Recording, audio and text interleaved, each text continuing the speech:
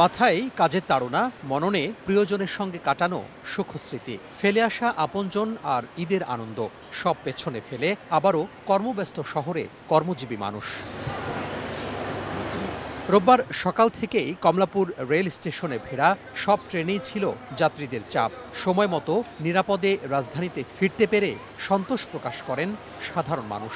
আমাদের জার্নিং সমস্যা হয় নাই, আমরা ভালোভাবে বাড়িতে গেছি এবং ভালোভাবে আসছি। বাবা মার সাথে ঈদ করা যত কষ্ট করে যায় না কেন, অনেক মজা, অনেক আনন্দের।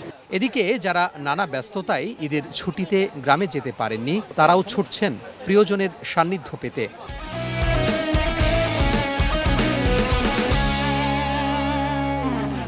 এখন একটু ফাঁকা আছে, টিকিট পাওয়াটা ইজি হয়েছে, যার কারণে আমরা এখন পরিবারের সঙ্গে ঈদ উদযাপনের জন্য যাচ্ছি।